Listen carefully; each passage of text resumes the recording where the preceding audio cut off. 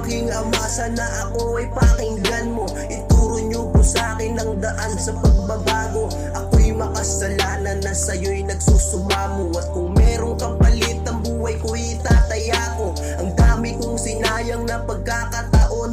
Ang tingin ko sa sarili ko, ako'y patapon. Ako'y masyadong mapusok sa kasalanan lunod. Sa 10 utos ni isa, wala akong sinunod. Sarili ay kinukulong sa sarili kong bitag. Ako'y halaman sa hardin, kailangan ko ang iyong sinag. Parang ulila sa magulang na sabik sa iyong yakap. Ako'y naliligaw na tupa, ang daan di mahanap. Bakit ang hirap magbago? Gusto ko na maglaho. Wala saysay pa ang mabuhay kung sa'yo ay malayo. Kahit sa langit o impyerno, kahit saan man patungo, sana dalhin mo ko ama sa iyong munting paraiso.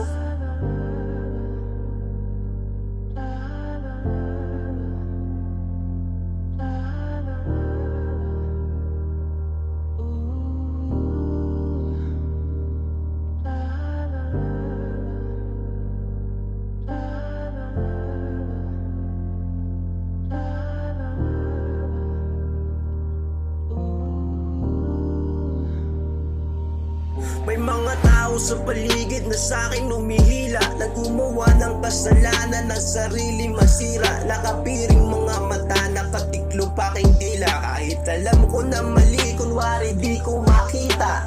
Pinilit kong magbago at lumapit sa'yo, ngunit ako'y nakakulong sa mundo na magulo. Mundong puno ng tukso, mundong nakakalito. Iba't ibang relihiyon, sino ba ang totoo? Mga taong pumapatay, mga taong walang awa, mga taong nangaabuso, nanluloko ng kapwa, mga taong nagnanakaw at nagbabanal-banalan. Ginagamit ang pangalan mo upang pagkakitaan. Nakita nyo kung gaano kalupit ang mundo. Gisingin nyo ako, baka bangungot lang to. Aking ama, dasal ko po sana ako ay patawarin. Dinaan ko lang